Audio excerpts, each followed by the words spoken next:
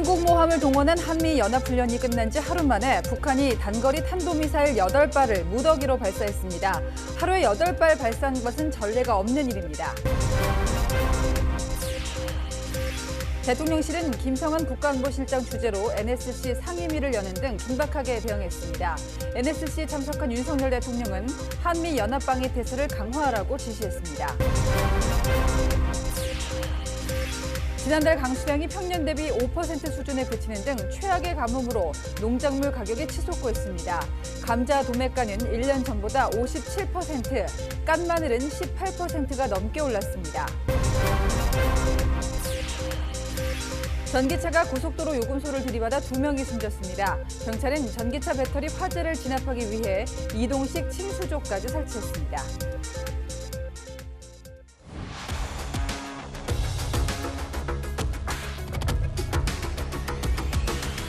뉴스의 조수빈입니다. 북한이 오늘 오전 동해상에 단거리 탄도미사일 8발을 쐈습니다.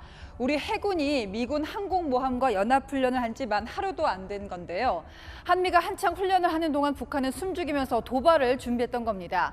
도발 방식도 전례를 못 찾겠습니다. 각기 다른 4곳에서 35분에 걸쳐 4종류가 넘는 미사일을 집중적으로 쏘아 올린 것으로 보입니다. 자, 이게 뭘 의미하는 걸까요? 북한은 지금 단순히 위협을 하는 게 아닙니다. 우리 군을 전술적으로 시험하고 있습니다. 긴박한 오전 상황부터 김윤수 기자가 보도합니다. 북한이 오늘 오전 탄도미사일을 무더기로 발사했습니다. 윤석열 정부 출범 이후 3번째 탄도미사일 발사로 올해 들어서만 18번째 무력 도발입니다. 북한은 오전 9시 8분부터 9시 43분까지 35분간 무려 8발의 단거리 탄도미사일 SRBM을 동해상을 향해 쐈습니다. 미사일을 하루에 8발이나 쏜 건 전례가 없는 일입니다. 거기다 이번엔 평양 순안, 평안남도 개천 등 4곳에서 2발씩 산발적으로 발사했습니다. 한반도와 주일 미군기지 등 여러 목표물을 동시에 공격하는 능력을 과시하면서 도발 원점에 대한 우리 군의 대응 타격이나 미사일 요격에 혼란을 주기 위한 의도로 보입니다. 사거리는 110km에서 670km로 탐지됐는데 단거리 탄도미사일이 1000km 안팎까지 날아가는 점을 감안해 볼 때 어제까지 일본 오키나와 근방에서 진행된 한미연합훈련을 의식하고 한반도 내 한미 전략시설 등에 대한 보복 타격 등도 염두에 둔 것으로 보입니다.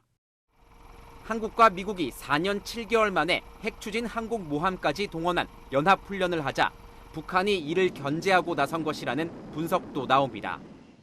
과거에 항공모함이 동해 쪽에 한번 멀리 떴다 하면은 프로그 미사일을 한 70발 이상 막 쏜 적도 있어요. 이번도 직접적인 배경은 아마 이제 한미연합훈련에 대한 일종의 자신들의 반접근 차원의 대응으로 봐야 되고, 북한이 연일 군사력을 과시하는 등 한반도의 긴장을 고조시키는 가운데 7차 핵실험이 임박했다는 관측도 나옵니다. 이미 핵실험 준비는 대부분 마친 상황이고 이번 주에 있을 노동당 중앙위 전원회의에서 김정은 국무위원장의 결정만 남겨뒀다는 겁니다. 채널A 뉴스 김윤수입니다. 역병이 돌아도 미사일은 쏜다. 북한은 이런 강경한 메시지를 새 정부 들어 벌써 3번째 전 세계에 천명했습니다. 그리고 이 도발의 끝은 역시 핵무력 고도화와 맞닿아 있죠. 자꾸만 선을 넘는 북한에 우리는 어떤 카드를 내놓을까? 시계를 오늘 오전 10시 40분 국가안전보장회의로 돌려보겠습니다. 조현민 기자입니다. 윤석열 대통령이 북한 미사일 발사 동향을 점검하기 위해 대통령 집무실로 출근합니다. 9시 8분 북한이 미사일을 발사하고 윤 대통령은 2분쯤 지나 첫 보고를 받았습니다. 오전 10시 40분부터 김성한 국가안보실장 주재로 NSC 상임위원회가 열렸는데 윤 대통령도 회의 중간 참석해 보고를 받았습니다. 윤 대통령은 북한이 9일에 한 번꼴로 도발을 감행한 점을 지적하면서 한미 미사일 방어 훈련을 포함한 연합 방위 태세를 지속적으로 강화해 나가라고 지시했습니다. 안보는 결코 타협할 수 없다는 공동 인식 아래 강력한 대북 억지력이 무엇보다 중요하다는 데 공감하였습니다. 대통령실은 북한 미사일 발사를 새 정부 초반 안보 태세에 대한 시험이자 도전이라 분석했고 유엔 안보리 결의 위반이라고 강력 규탄했습니다. 당초 김건희 여사와 봉사활동을 하려던 윤 대통령은 미사일 발사를 보고받고 일정을 취소한 뒤 집무실로 출근했습니다. 대통령 주재 NSC 전체 회의가 열리지 않은 이유에 대해 대통령실은 회의체 성격은 북한 도발 수위가 아닌 우리 대응 수위에 따라 결정한다며 상임 위만으로 대응 가능한 수준이라고 설명했습니다. 채널A 뉴스 조영훈입니다. 서해상에서 북한군에 피살된 공무원은 월북이었나 조난이었나 문재인 정부와 유족들은 팽팽히 맞서왔습니다. 윤석열 대통령이 후보 시절부터 유족을 만났었는데요. 조승환 해수부 장관이 최근 명예회복을 약속한 사실을 저희 취재진이 확인했습니다. 여기서 명예회복은 무엇을 의미할까요? 일단 유족들은 순직 처리해 줄 거라고 기대를 걸고 있습니다. 박수유 기자가 단독 보도합니다. 조승환 해양수산부 장관이 서해 피살 공무원 이모 씨의 아내에게 전화한 건 지난 3일 오전입니다. 유족 측은 먼저 전화를 걸어온 조 장관이 명예회복을 약속했다고 채널A에 알려왔습니다.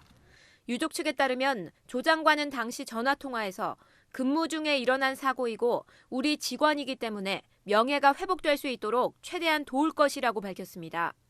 지난달 20일 광주가정법원 목포지원의 최종 실종 선고를 통해 사망을 공식 인정받게 된 지 2주 만에 이뤄진 해수부 장관의 명예회복 약속. 유족 측은 피살당한 이 씨의 순직 처리에 협조하겠다는 뜻으로 받아들이고 있습니다.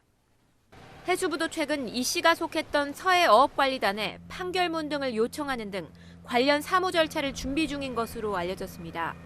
공무원 유족급의 결정은 인사혁신처가 결정하지만 새 정부가 유족들에게 명예회복을 해주겠다고 약속한 만큼 해양수산부에서 협조한다면 무난히 순직 처리가 될 것으로 예상됩니다. 유족 측은 이번 주 중 인사혁신처에 이 씨에 대한 순직 처리를 신청할 예정입니다. 이 씨에 대한 순직 결정이 내려지면 현재 초등학교 3학년인 딸이 19살이 될 때까지 급여의 50%가 지급됩니다. 이와 별개로 위험직무 사망 위로금도 일시불로 지급됩니다. 채널A 뉴스 박수유입니다. 날씨가 물가 상승을 부추기고 있습니다. 지난달 강수량을 볼까요? 평년 대비 6%대도 안 되니까요. 비가 안 와도 너무 안 온 겁니다. 지금 비가 오는 것도 있지만 목마른 논밭을 달래기에는 턱없이 부족합니다. 타들어가는 농촌 현장 이철호 기자가 취재했습니다. 물이 차 있어야 할 자리에 시꺼먼 뻘밭이 드러났습니다. 땅은 쩍쩍 갈라졌고 호수를 누벼야 할 오리배는 무태에 발이 묶였습니다. 이곳 공릉저수지는 4월까지만 해도 저수율 90%로 물이 충분했는데요. 하지만 가뭄으로 인해서 지금은 21%까지 떨어진 상태입니다. 이렇게 큰 조개조차 살 수 없을 지경입니다. 지난달 전국의 월 평균 강수량은 5.8mm, 평년 대비 5.9%밖에 안 되는데 1993년 이후 가장 낮은 수준입니다. 최근 모내기를 하며 물을 더 끌어다 썼는데 낮아진 저수지 수위만큼 농민들의 마음도 타들어갑니다. 저 여기는 이제 그 담수량이 워낙 이제 적기 때문에 어느 정도 가뭄이 계속되면은 금방 이제 빠져요. 지금 감자가 이제 하지 때 원래 캐는 거거든 저게. 근데 보면 지금 싹이 이것만밖에 안 오잖아요. 대표적인 밭작물인 감자 도매가는 수확철이 시작됐지만 지난해보다 57% 올랐고 양파값은 같은 기간 무려 2배나 뛰었습니다. 마늘과 옥수수, 밀 같은 다른 밭작물도 작황이 안 좋기는 매 한 가지입니다. 5월달 들어와서 이제 고온 현상이 나타나면서 이삭이 겁말라 버려요. 알맹이가 충실하지 못하고. 농산물 가격 상승이 전체 물가를 들어올리는 에그플레이션이 가뭄으로 더 심각해진 상황. 정부는 지하수 개발을 서두르고 양수 장비를 더 지원하겠다고 했지만 가뭄으로 치솟은 물가를 당장 잡기에는 역부족이라는 말이 나옵니다. 채널A 뉴스 이철호입니다. 급기야 정부도 올해 소비자 물가 상승률 전망치를 당초 2%에서 4%대로 대폭 올리는 걸 검토하고 있습니다. 이런 건 11년 만에 처음 있는 일이죠. 날씨뿐 아니라 러시아가 우크라이나를 침공한 게 길어지면서 기름값이 오르고 또 연쇄적으로 모든 물가를 끌어올리고 있습니다. 당장 차 몰기도 겁난다 이런 목소리부터 나옵니다. 전민영 기자가 현장 취재했습니다. 주말을 맞아 전국 각지에서 청와대를 찾은 인파. 대중교통을 이용해 이곳을 다녀가는 사람이 많습니다. 오늘은 버스를 타고 왔어요.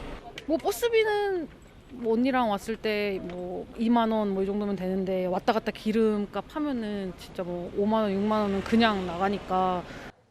지난달 소비자 물가 지수가 5% 넘게 오른 상황. 지출 목적 12개 부문 가운데 교통 물가 상승률이 14.5%로 가장 높았습니다. 특히 개인 운전자가 차를 굴리는 데 드는 비용이 1년 전보다 25% 넘게 올랐습니다. 13년 10개월 만에 최고치입니다. 1년 전보다 45% 넘게 뛴 경유값을 비롯해 기름값 인상의 영향이 큽니다. 자영업을 하고 있는데 요즘 그 유가 때문에 저희가 너무 힘들어요. 리터당 단가가 워낙 높기 때문에 저희가 주유소를 자꾸 찾아다녀요. 뭐 조금이라도 아끼려고. 연료비는 물론 타이어, 세차비, 대리운전비 같은 각종 차량 운영 유지비도 10% 안팎으로 올랐는데요. 자가운전자의 부담도 그만큼 커질 수밖에 없습니다. 엔진오일 같은 경우에도 보통 봄철 정비를 하니까 한 2배 이상 약주도 한잔하고 하게 되면은 이제 그 대리비용까지 해서 한 2배 이상 부담이 좀 되는 것 같아요. 그래서 기차, 지하철, 시외버스 요금은 1년 전과 같았지만 국제선 항공료는 유가 여파로 20% 가까이 치솟은 상황. 정부는 물가 안정 차원에서 공공교통요금 인상을 당분간 억제한다는 방침입니다. 채널A 뉴스 전민영입니다. 전기차가 고속도로 요금소를 들이받고는 불길에 휩싸여 2명이 숨졌습니다. 충돌과 거의 동시에 불이 났는데요. 차량 블랙박스까지 모두 타버릴 만큼 아주 큰 불이었습니다. 주말 사건 사고 조현진 기자가 종합합니다. 톨게이트 앞에 멈춰선 차량에서 불길이 치솟습니다. 불길은 점점 거세지더니 차량을 활활 태우고 검은 연기가 하늘로 솟구칩니다. 남해안 고속도로 김해 방향에서 서부산 요금소에 진입하던 전기차가 방호벽을 들이받은 건 어젯밤 11시쯤. 사고 직후 전기차에 불이 붙었고 출동한 소방대원들이 15분 만에 불길을 잡았습니다. 그 사이 차량은 뼈대만 남을 정도로 타버렸고 30대 남성 운전자와 동승자인 40대 여성 2명은 숨진 채 발견됐습니다. 하지만 불길이 잡힌 후에도 전기차 하부 리튬 배터리에 열이 식지 않아 이동식 침수조를 설치해 차량을 침수시켜 불을 완전히 진화했습니다.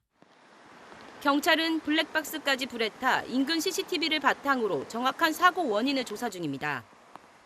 속도가 빠른 것도 아니고 비틀비틀 하는 것도 아니고 뭐 정상적인 속도 정도입니다. 부검할 생각이거든요. 여러 가지 가능성을 두고 다 수사를 해봐야 안 되겠습니까? 어제 오후 9시 45분쯤 부산의 또 다른 도로. 부상자가 주저앉아 고통을 호소하고 있습니다. 지하차도 위 교차로에서 직진하던 택시와 좌회전을 하던 경차가 부딪혀 경차 운전자와 택시기사, 승객 1명이 다쳤습니다. 경찰은 모두 음주운전은 아닌 것으로 보고 블랙박스 영상을 분석하고 있습니다.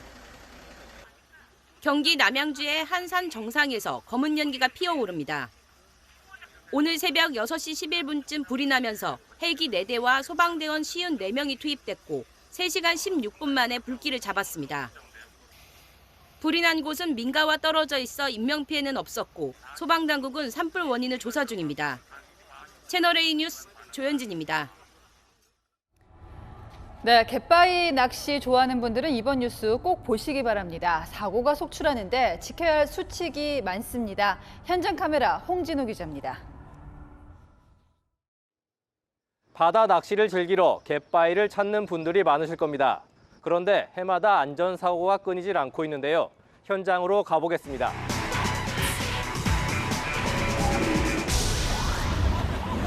해경대원이 다급히 바다로 뛰어듭니다. 갯바위에서 추락한 낚시객이 의식이 없다는 신고를 받고 출동한 겁니다. 거친 파도가 치는 또 다른 갯바위. 낚시객이 위태롭게 서 있습니다. 물이 차오르는지 모르고 낚시에 몰두하다 고립된 겁니다. 구명조끼는 입지 않고 있습니다. 구조자 구출 중에 있음. 갯바위는 대부분 절벽에 있고 표면이 미끄러워 안전사고가 자주 발생합니다. 최근 3년간 전국 연안에서 발생한 안전사고 중 22%가 갯바위에서 발생했습니다. 사망자도 43명이나 됩니다. 올해도 갯바위에서 45건의 안전사고가 발생해 7명이 숨졌습니다. 갯바위 위에서는 반드시 구명조끼를 입어야 하는데요. 위반할 시 최대 100만 원의 과태료를 물 수 있습니다. 제대로 지켜질까? 해경 단속 현장에 동행했습니다. 갯바위를 따라 낚싯대를 들이운 낚시객들. 상당수는 구명조끼를 입지 않았습니다. 해경 단속반이 다가서자 모른 척 짐을 챙겨 가려 합니다. 갯바위 낚시객들은 구명조끼 등 개인 안전 장구류 착용하시고 안전하게 낚시 활동 바라겠습니다. 또 다른 갯바위, 몸이 휘청거릴 정도로 바닷바람이 거세지만 대부분 구명조끼를 입지 않았습니다. 귀찮지가 아니라고 뭐 챙겨 입으려면 겨울에는 상관없는데 여름에는 좀 더워요. 단속도 반쪽에 그칩니다. 갯바위에 배를 타고 가면 구명조끼 착용이 의무지만 육지와 연결된 갯바위에 걸어 들어가면 단속 대상에서 빠집니다. 도보로 왔는지 배를 타고 왔는지 일일이 확인하는 것도 일입니다. 걸어 들어오셨어요. 선생님 그러면 소함하고 핸드폰으로 불러주세요. 도보로 하나 내려온다.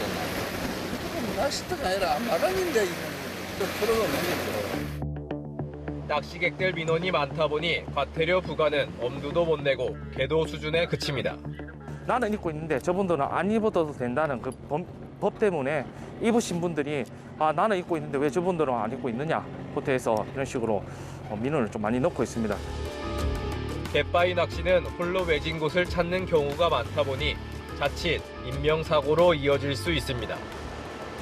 차에 오를 땐 당연히 안전띠를 매듯 갯바위에 오를 땐 구명조끼를 입는 인식 전환이 필요합니다. 현장 카메라 홍진우입니다. 예, 이제 정치권으로 가겠습니다. 이재명 의원 재선 시장에 도지사를 거쳤어도 국회는 아무튼 초선이죠.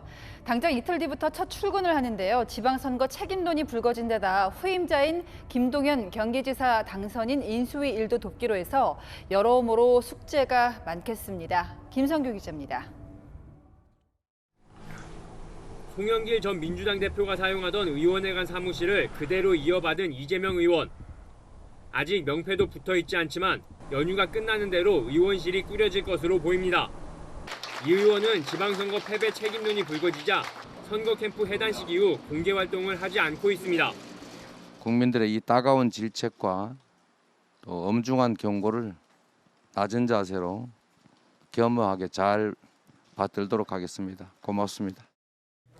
대선에 이어 지방선거에서도 이 의원을 도운 한 관계자는 이 의원이 현재 김동연 경기지사 당선인을 도와 인수위를 꾸리는 데 도움을 주고 있다며 국회 등원에 필요한 사항도 준비 중이라고 전했습니다.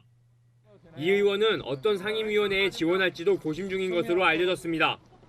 법조인이자 행정가 출신이라는 점에서 법사위나 행안위도 거론되고 선거 과정에서 내건 김포공항 이전 공약을 고려해 국토위에 지원할 수 있다는 전망도 나옵니다. 지역 연고가 없는 만큼 지역 활동에 집중할 거라는 전망도 있지만 측근들은 그럴 상황이 아니라고 보고 있습니다. 이 의원 측 관계자는 친문 진영에서 책임론을 펴는 상황에 대응이 필요하다며 이 의원의 정치력이 시험대에 오른 것이라고 말했습니다.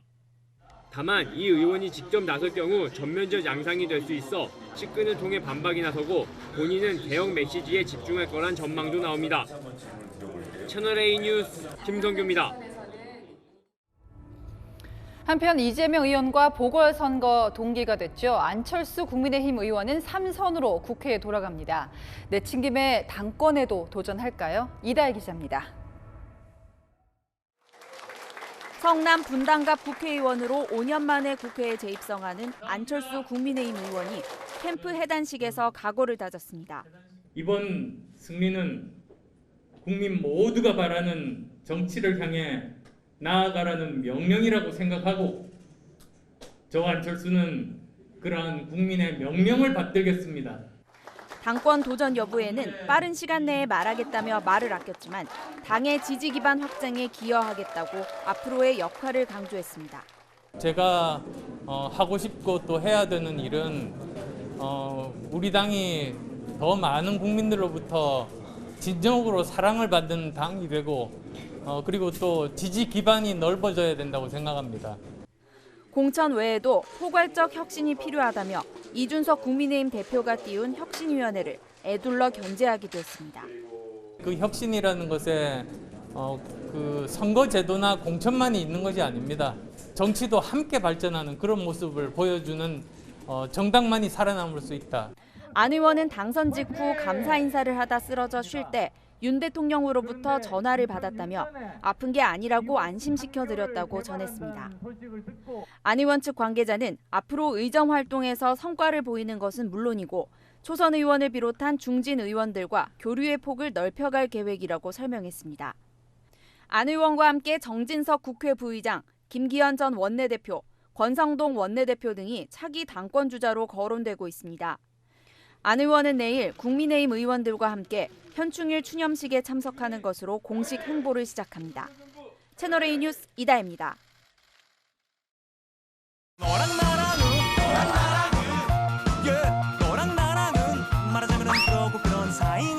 네, 여랑야랑 정치부 전혜정 기자 함께하겠습니다. 첫 번째 주제 볼까요? 영원한 현역, 누구 이야기인가요? 네, 박지원 전 국가정보원장 이야기입니다. 네. 지난 2020년 국정원장 후보자로 내정됐을 때는 이렇게 말했습니다. 제 입에서 정치의 정자도 그리고 모든 SNS와 전화 소통도 어려워진다는 양해의 말씀을 올립니다.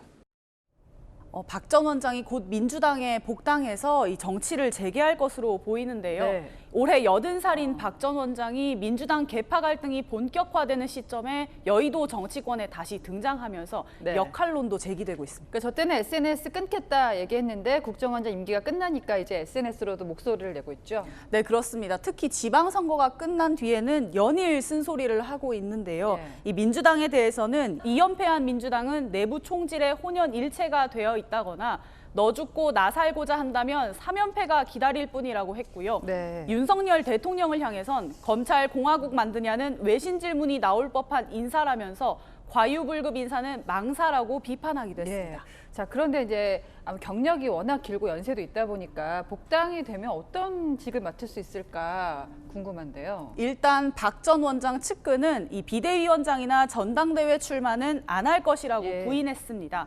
민주당 계파 갈등을 중재하는 통합행보에 나설 거라고 하는데요. 이 박 전 원장 내일 광주를 방문하고 모레는 봉하마을에서 권양숙 여사를 만난다고 하고요. 네. 문재인 전 대통령 내외와도 만난 뒤에 10일에 상경합니다. 네. 이상민 의원처럼 이제 민주당 안에서도 쓴소리하는 역할을 할지 궁금합니다. 다음 주제 보겠습니다. 여사냐 씨냐 영부인 호칭을 두고 김어준 씨가 논란에 휩싸였는데요. 네, 방송인 김어준 씨가 김건희 여사를 부르는 호칭 때문입니다. 윤 대통령과 부인 김건희 씨가 용산 대통령실 청사에서 반려견들과 함께 주말을 보냈다는 사진이 김건희 씨 팬클럽에 공개되면서 다시 한번 주말 언론을 김건희 씨 사진이 장식했습니다. 왜 김정숙 여사한테는 거꾸로 합니까? 이제 곧 퇴임할 권력이라서 만만한 거예요? 네, 문재인 전 대통령 부인 김정숙 여사한테는 여사고 김건희 여사는 씨라고 하네요. 그렇죠. 결국 보수 성향 시민단체가 인권위에 진정을 제기했습니다. 이 방송 진행자가 자신의 정치 성향에 따라 현직 대통령 배우자 호칭을 여사가 아닌 네. 씨라고 하는 건 인격권 침해라는 겁니다. 그러니까 저도 찾아보니까 대통령 배우자를 영부인이라고 하다가 또 여사라고 하다가 좀 혼용되어 있었는데 이게 법으로 명시된 기준이 없다면서요? 네, 여사라는 호칭은 김대중 전 대통령 때부터 많이 사용했다고 네. 합니다. 이 문재인 전 대통령 취임 초기에도 김정숙 씨라는 호칭을 사용한 언론사가 논란이 된 적 있습니다. 김건희 여사는 영부인 대신 대통령 배우자로 부르는 게 좋다고 했는데요. 이 영부인에 대한 호불호에 따라 호칭을 달리 불러서 네. 굳이 논란을 만들 필요는 없어 보입니다. 그래서 저희가 뭐 뉴스 할 때마다 배우자 할 수는 없으니까. 세 번째 주제 보겠습니다. 서로 다른 당의 두 전현직 대표 얼굴이 나오는데요. 네, 민주당의 친문재인계, 친이재명계 인사들이 지금 이재명 책임론을 놓고 계속 설전을 벌이고 있죠. 오늘은 이낙연 전 대표 등 친문계와 이준석 국민의힘 대표가 비슷하다는 네. 말까지 나왔습니다. 자, 두 사람이 다른 당인데 어떤 점에서 비슷하다고 할까요? 이준석 대표가 이재명 의원을 공격해온 논리가 비슷하다는 겁니다. 이재명 후보 잘못이죠. 초반부에는 명분 없는 출마에 대한 공격, 후반부에는 뜬금없는 김포공항 폐항에 대한 공격. 제가 고공전 메시지전 한 건 그밖에 없는데. 친이재명계인 현근택 변호사는 민주당에도 이준석 대표와 같은 말을 하는 사람들이 나타나고 있다고 했고요. 또 다른 이재명 의원 측 관계자는 이낙연계와 이준석 대표가 같은 편이 된 것 같다고 주장했습니다. 정세균계, 이낙연계 등 범친문계가 여당과 비슷한 논리를 펴면서 이재명 의원을 공격한다는 겁니다. 같은 당이어도 계파가 촘촘하게 갈려 있는 건데 친문 의원들이 가만히 있진 않았죠? 네, 맞습니다. 김종민 의원은 이재명을 위한 민주당으로 가는 건 방탄 정당 이렇게 말했고요. 신동근 의원도 특정인을 거명하지 말라는 건 책임의 경중을 흐리는 방식이라고 지적했어요. 갈등의 끝이 지금은 보이지 않는 상황이고요. 해법을 예측해 본다면 어떨까요? 쉽지 않을 것 같습니다. 결국 이재명 의원이 8월 전당대회에 출마해도 되느냐 이걸 놓고 논란이 커지고 있는 건데요. 이번 전당대회에서 선출되는 당대표는 총선 공천권을 가지기 때문에 힘이 막강합니다. 이 당권을 장악해 대선에 직행하려는 이재명 의원 측과 이걸 견제하려는 친문의 갈등이 오히려 폭발할 것으로 예상되고요. 이 당권 다툼 전에 정부 여당을 견제하고 민생을 챙기는 것도 야당의 역할임을 잊어서는 안 되겠습니다. 네, 지금까지 어랑야랑이었습니다. 네, 지난주 바이든 미국 대통령이 백악관 앞뜰까지 마중 나온 손님. 인종 혐오와 중어 범죄를 함께 막자며 미국 대통령이 초청한 BTS였습니다. 곧바로 관심이 폭발했는데요. 백악관이 오늘 추가로 영상을 공개했습니다. 아주 파격적인 장면도 많았습니다. 김은지 기자입니다. BTS 멤버들을 집무실로 안내한 조 바이든 미국 대통령이 태블릿 PC를 매만집니다. 뒤이어 BTS의 히트곡 버터가 흘러나오자 멤버들은 손뼉을 치고 춤을 추며 화답합니다. 나흘 전 백악관에서 BTS를 만난 당일 59초짜리 1차 영상을 공개했던 바이든 대통령이 오늘 SNS를 통해 4분 51초 분량의 2차 영상을 추가 공개했습니다. BTS가 마치 뮤직비디오를 찍듯 백악관 곳곳을 거닐고 바이든 대통령과 만나 웃으며 대화하는 장면이 담겼습니다. 바이든 대통령과 BTS는 당시 아시아계를 대상으로 한 증오 범죄 문제에 대해 이야기를 나눴습니다. When we first heard that the White House and President Biden invited us because of the Stop Asian Hate and the anti-Asian hate crimes, we were like, this is it, why not? We have to go to DC. Talking about how we have to eliminate hate is important. I know you know what you're doing, but don't underestimate it. This is one president who appreciates you. Wow, I have to tell my mom. 영상에는 BTS가 카멀라 해리스 미국 부통령을 만나는 장면도 담겼습니다. When you all speak about it, you speak to people in a way that reminds them they're not alone. We just want to give back all the love that we got, use our voice like you told us. 해당 영상은 게시된 지 15시간 만에 조회수 314만 회를 돌파했습니다. 채널A 뉴스 김은지입니다.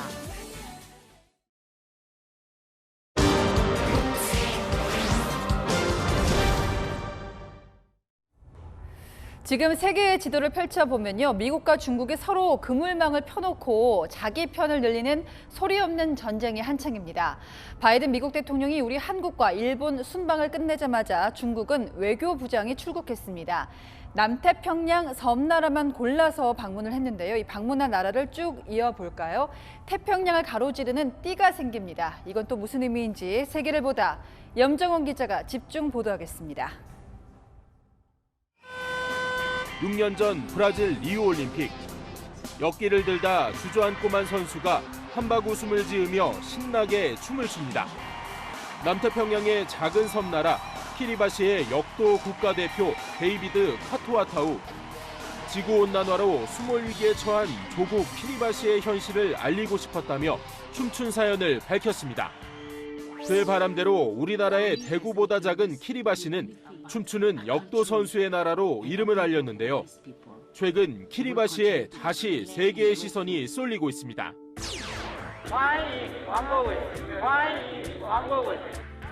3년 전 수교를 맺은 중국의 왕이 외교부장이 방문해 인프라 협력식을 가진 겁니다. 양국의 인프라 협력 대상에는 2차 세계대전 때 미국이 키리바시 캔턴 섬에 건설한 2,000m 길이의 활주로와 다리를 개보수하는 내용도 포함됐습니다. 미국의 인도 태평양 사령부가 있는 하와이와 불과 3,000km 거리의 캔턴 섬에서 중국이 활주로를 개조해 군사기지화를 목표로 하고 있다는 분석이 나오며 미국을 긴장시켰습니다.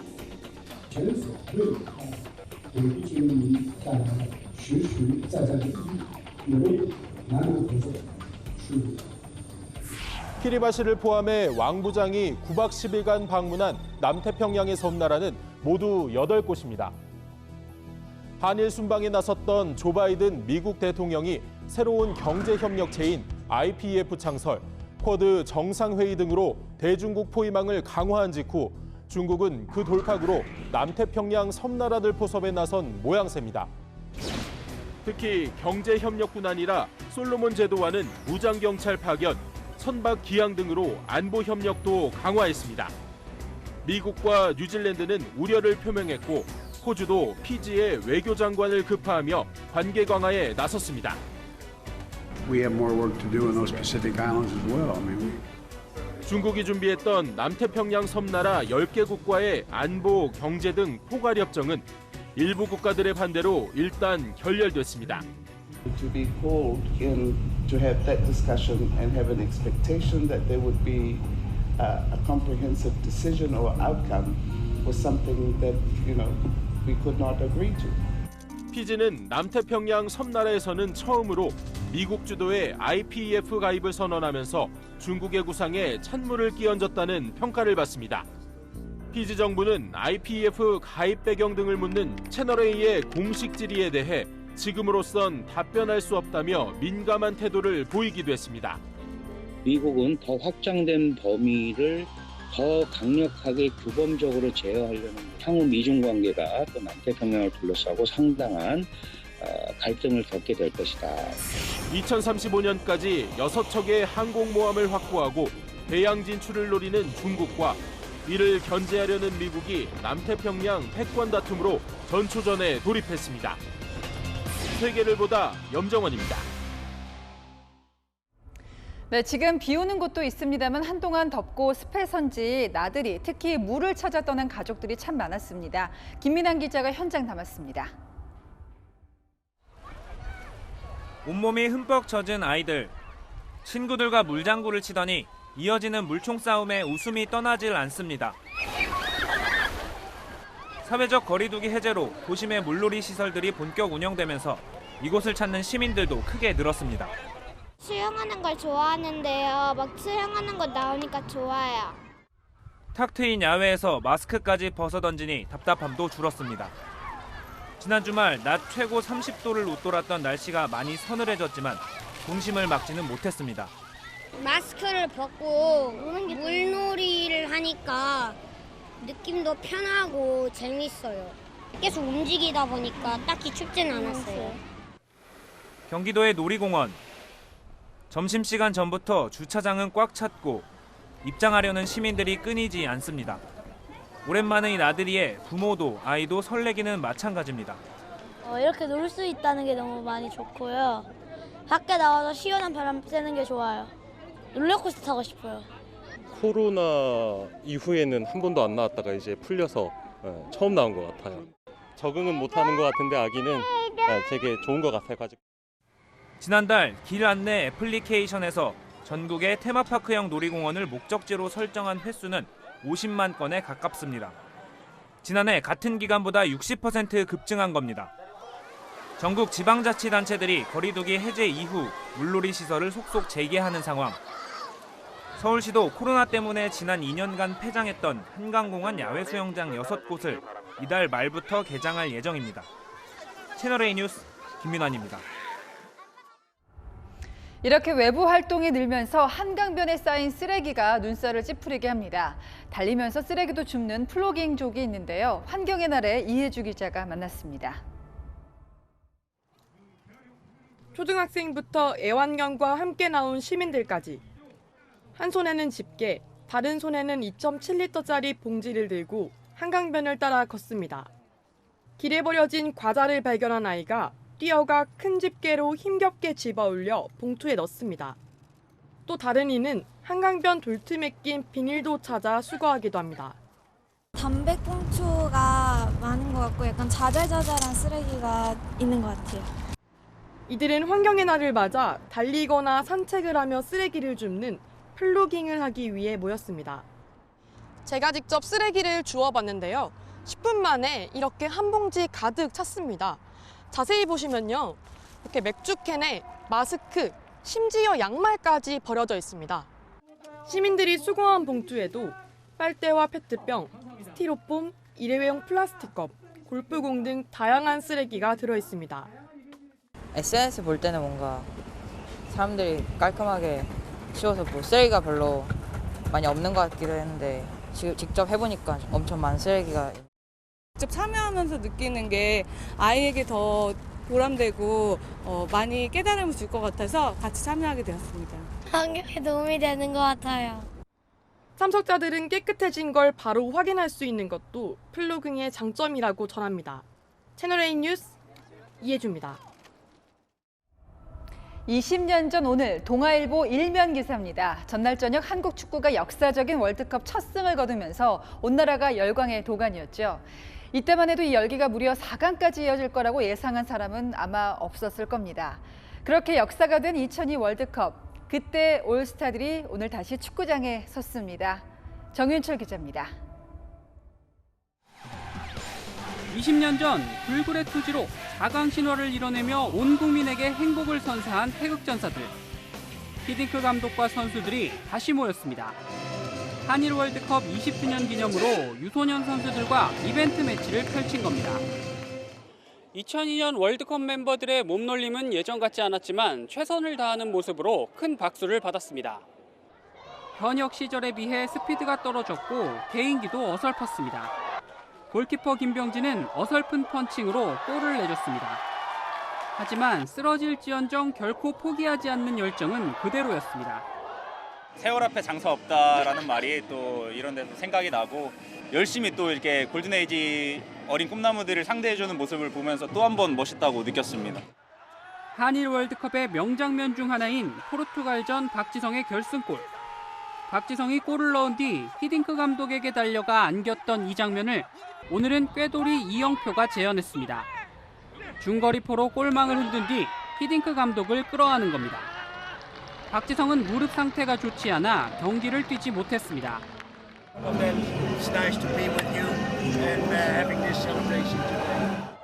다시 한번 팬들에게 감동을 선사한 2002 한일 월드컵 멤버들. 올해 월드컵을 앞둔 후배들이 새로운 전설이 되길 바란다고 밝혔습니다. 채널A 뉴스 정윤철입니다. 자전거는 어릴 때 조금만 배우면 누구나 금방 타죠. 하지만 제대로 알고 타는 사람도 드뭅니다. 안 다치고 제대로 자전거 타는 방법, 핵심만 가르쳐드리겠습니다. 윤승호 기자입니다. 자전거에서 가장 중요한 것은 안장 높이입니다. 앉아서 뒤꿈치를 페달에 댔을 때 다리가 일자로 쭉 펴지면 합격. 이렇게 무릎이 구부러지는 건 안장이 낮다는 뜻으로 부상을 당하기 쉽습니다. 저 좀 불편해요, 지금. 네, 허리가. 페달은 흔히 발바닥 중간으로 돌리는데 이는 잘못된 상식입니다. 중간이 아니고 요 부분 있죠. 그 부분에 이제 중심이 돼가지고 몸통과 어깨는 90도로 유지하고 팔을 살짝 구부리면 상체 피로가 줄어듭니다. 앉을 때는 안장 가운데로 앉고 페달을 돌릴 땐 무릎을 딱 붙여서 하면 기본 자세는 끝납니다. 주행할 때 가장 중요한 것은 적정 운동 강도입니다. 그 심박수가 100에서 120박 이 정도면 운동이 가장 잘 되는 그 구간이 될 거예요. 심박수 100에서 120은 숨은 차지만 대화는 가능한 수준. 바로 이런 느낌입니다. 홀이 있다, 맨홀 같은 게 있다. 그러면은 숨이 안 차면 헐 이렇게 해줘요. 힘들면 헐, 터. 짧아도 지나갈 기호도 지나겠습니다. 이렇게 하거든요. 저러다.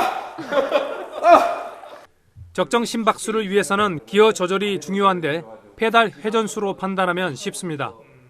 1분당 90개에서 100개가 가장 이상적인데 선수들은 대회 때 하루에 10,000칼로리를 소모하면서 달립니다. 라면 16봉지, 밥 27공기, 치킨 5마리에 해당하는 엄청난 열량. 이런 주행이 가능한 건 페달을 밟으면서 동시에 당기기 때문입니다. 시계를 생각하셔서 6시부터 9시 사이에서 얼마만큼 빨리 끌어당기면서 큰 힘을 쓸 수가 있고 스피드를 더 낼 수가 있어요. 국민 스포츠 자전거, 기본 자세를 익히고 적정 강도를 유지하면 건강의 파트너가 될 수 있습니다. 채널A 뉴스 윤승옥입니다. 서늘한 기온에 바람까지 쌩쌩. 초여름 같던 날씨는 온데간데 없었는데요. 제주와 전남, 울릉도와 독도는 밤사이 바람이 더 강해질 걸로 예상됩니다. 피해 없도록 대비해 주셔야겠습니다. 내일 중부와 영남에 아침부터 비가 와서 출근길에 주의하셔야겠습니다. 양은 강원 영동에 최대 100mm, 또 동해안엔 60mm로 동쪽을 중심으로 매우 많겠습니다. 해상엔 강풍이 몰아쳐 물결이 최고 5m까지 매우 높게 있는 데다 해안가로는 너울이 덮쳐오겠습니다. 내일 수도권과 강원의 기온은 오늘보다 크게 6도 떨어집니다. 긴 소매를 준비하시는 게 좋겠고요. 충청과 남부는 크게 기온이 6도 오를 걸로 예상됩니다. 기온은 비가 그치며 천천히 오를 전망입니다. 날씨였습니다. 네, 저희 뉴스에이는 광화문에 있는 오픈 스튜디오에서 진행을 하는데요. 바로 옆에서 야간 집회가 진행됐습니다. 일부 현장 소음이 들어갔을 텐데요. 양해를 부탁드리겠습니다. 뉴스에이 마칩니다. 시청해주신 여러분 고맙습니다.